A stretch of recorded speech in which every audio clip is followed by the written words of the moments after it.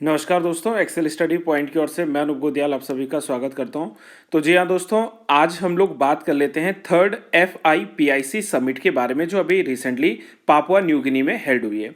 सबसे पहले मैं आपको क्लियर करवा देता हूं दोस्तों कि FIPIC क्या है। FIPIC का फुल फॉर्म है forum for India Pacific islands cooperation, यानी कि यहाँ पर वास्तव में जो इंडो पैसिफिक जो रीजन है इसमें जो 14 राष्ट्र हैं, 14 जो देश हैं, इनके बीच में आपसी सामंजस्य को बढ़ावा देने के लिए यहाँ पर जो इस प्रकार की मीटिंग का आयोजन किया गया है। अच्छा, सवाल यह है कि ये मीटिंग अभी वास्तव में चर्चा का विषय क्यों बना हुआ है। तो चर्चा का विषय इसलिए बना हुआ है क्योंकि पापुआ न्यू गिनी के जो PM हैं वो अभी जो है जेम्स मरापे हैं। तो जेम्स मरापे के द्वारा प्रधानमंत्री नरेंद्र मोदी के पैरों को छू गया है सम्मान के रूप में। तो इस वजह से ये न्यूज काफी चर्चा में थी। तो चलिए दोस्तों, इस पर कंप्लीट चर्चा करते हैं। सबसे पहले यदि हम लोग बात करें कि इस मीटिंग का आयोजन कहां पर और कब हुआ था, तो 22 मई 2023 को जो पापुआ न्यू गिनी की कैपिटल है पोर्ट मॉस्बी में जो है इसका आयोजन किया गया है। और साथ में ये चर्चा का विषय इसलिए भी था क्योंकि देखो, इससे पहले भी ऑलरेडी 2 सेशन हो चुके हैं, 2 मीटिंग्स हो चुकी हैं। और यदि बात करें तो पहला जो इंडिया पैसिफिक आइलैंड्स के बीच में कोऑपरेशन मीटिंग हुई थी वो 2014 में जो सुआ नामक जगह है फिजी में, वहां पर हुआ था नवंबर में 2014 में। और ठीक उसके बाद दूसरी बैठक जयपुर भारत में वर्ष 2015 में अगस्त में हेल्ड हुई थी।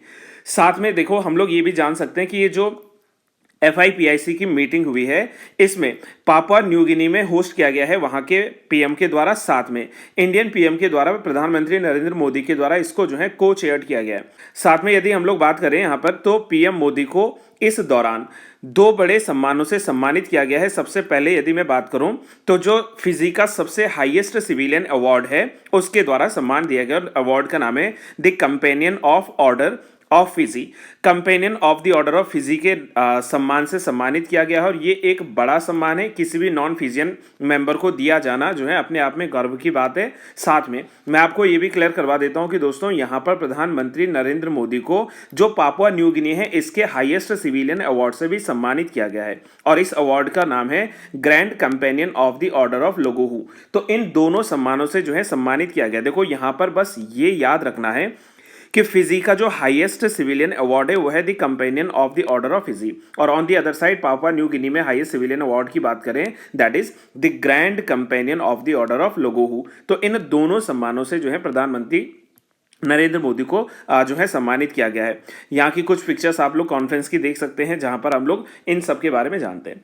अब सवाल ये है कि जो मीटिंग हुई है FIPIC की, ये वास्तव में है क्या चीज। देखो, FIPIC जैसा कि इसके नाम में ही लिखा हुआ है forum for the Indo Pacific island cooperation.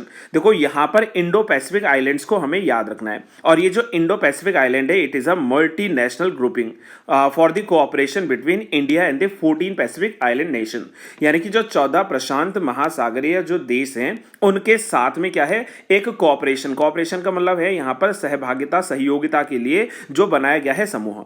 और यदि बात करें इनकी इन 14 आइलैंड ग्रुप में कौन कौन से आइलैंड ग्रुप्स हैं, तो सबसे पहले आता है Cook Island, after that Fiji, Kiribati, Marshall Island, फिर माइक्रोनेशिया, नौरू, न्यू उसके बाद है Samoa, after that Solomon Island आता है, पलाऊ आता है, पापुआ न्यू गिनी है, टोंगा है एंड टुलावू एंड साथ में जो है वनाटू। तो ये कुछ ऐसे आइलैंड्स हैं जिनको हम लोग जानते हैं कि आपसी रूप में यहां पर विकास को बढ़ावा देने के लिए इन सभी 14 देशों के साथ में भारत सरकार के द्वारा जो है कोऑपरेशन किया गया है। वही यदि बात करें तो इन आइलैंड्स के साथ में देखो एक रिपोर्ट है 2021-22 के डेटा के अनुसार, मैं आप तक ये रिपोर्ट बता रहा हूं कि जो एनुअल ट्रेड है, एनुअल ट्रेड का मतलब होता है कि जो वार्षिक रूप से भारत सरकार के द्वारा व्यापार किया जाता है इन पैसिफिक आइलैंड के साथ में, वो अराउंड लगभग जो है USD में बात करें हम लोग तो $570 मिलियन है। और ये $570 मिलियन में हम लोग किन किन कमोडिटीज को, किन किन वस्तुओं का यहाँ पर ट्रेड करते हैं, जैसे प्लास्टिक का ट्रेड होता है, फार्मास्यूटिकल्स का ट्रेड होता है, शुगर की बात करें या मिनरल फ्यूल्स की बात करें हम लोग, या जो ओर्स होते हैं, ठीक है, अलग अलग जैसे आयरन ओर है, अलग अलग जो ओर्स है इनका यहाँ पर ट्रेड होता है। आफ्टर दैट इन सब में भी मैं बात करूं among them Papua New Guinea is the biggest trade partner in the terms of value. यदि हम लोग यहाँ पर बात करें तो पापुआ न्यू गिनी भारत के बड़े जो है व्यापार पार्टनर्स के रूप में जो है जाना जाता है। दैट इज वाई ये न्यूज जो है अभी चर्चा का विषय बना हुआ है। साथ में यदि हम लोग बात करें कि इसके अलावा भारत सरकार ने पापुआ न्यू गिनी में किन किन नए प्रोजेक्ट्स को, या भारत सरकार ने इन 14 आइलैंड कंट्रीज में जो है किन किन नए जो है इनिशिएटिव्स को स्टार्ट करने का वादा किया है, तो देखो सबसे पहले मैं आपको यहां पर ये बता दूं, तो देखिए सबसे पहले यहां पर मैं आपको ये बता दूं कि यहां पर पहले तो एक सुपर स्पेशलिटी कार्डियोलॉजी जो है हॉस्पिटल की स्थापना होगी फिजी में, यानी कि चिकित्सा के क्षेत्र में जो है प्रयास किया गया है, जिसमें फिजी में क्या किया जाएगा कि वहां पर एक हॉस्पिटल का निर्माण किया जाएगा। इसके अलावा यदि हम लोग बात करें तो इन 14 पैसिफिक आइलैंड कंट्रीज में सी एम्बुलेंस को स्टार्ट किया जाएगा। सी एम्बुलेंस मतलब देखो समुद्री मार्ग से जो है एम्बुलेंस की सुविधा पहुंचेगी, तो यहां पर जो है सी एम्बुलेंस की बात की गई है।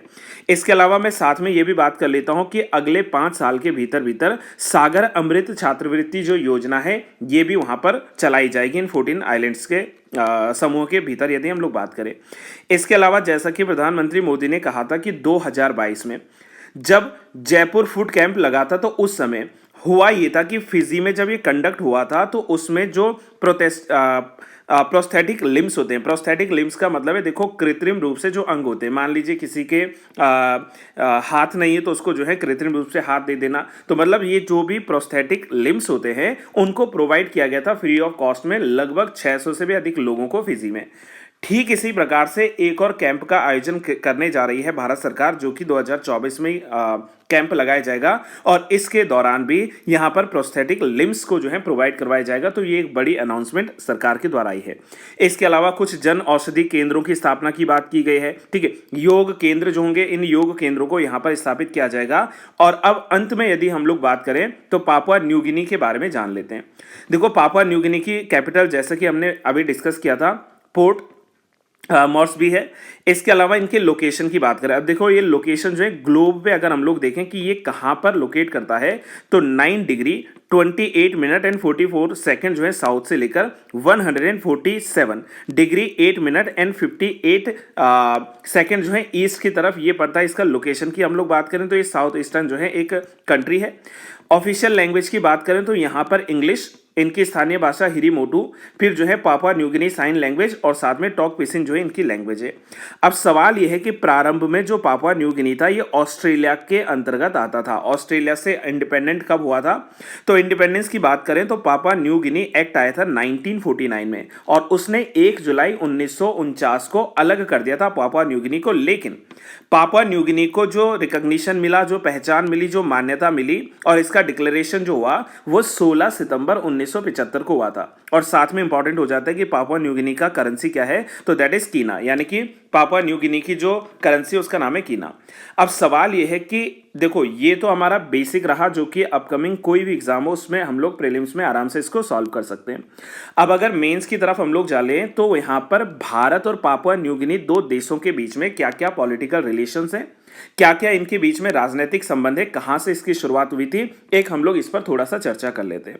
देखो यदि बात करें कि भारत और पापुआ न्यू गिनी के बीच में जो डिप्लोमेटिक रिलेशंस थे, मतलब जो कूटनीतिक संबंध थे, उनकी शुरुआत कब से हुई थी, तो 19 मई 1976 से इन दोनों देशों के बीच में इंटरनेशनली कह सकते हैं कि डिप्लोमेटिक रिलेशनशिप स्टार्ट हुए थे।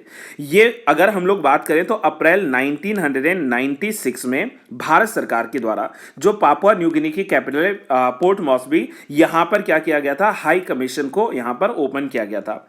इसी प्रकार से यदि हम लोग बात करें तो पापुआ न्यू गिनी के द्वारा भी पहले रेजिडेंट डिप्लोमेटिक मिशन के रूप में भारत में यानी कि दिल्ली में अक्टूबर 2006 में शुरुआत की गई थी। इसके अलावा दोनों देशों के बीच में जो लगातार फ्रेंडली रिलेशंस रहे हैं, मित्रता के संबंध रहे हैं, इनके चलते दोनों देशों के बीच में जो है सभी प्रकार से, जैसे अगर मैं बात करूं तो कॉमनवेल्थ में दोनों देशों का रिप्रेजेंटेशन है, नॉन अलाइन मूवमेंट में दोनों देश जो है रिप्रेजेंट करते हैं, और जो यूनाइटेड नेशंस ऑर्गेनाइजेशन है यूएनओ, यहां पर भी दोनों देशों के द्वारा जो है सहभागिता दिखाई गई है।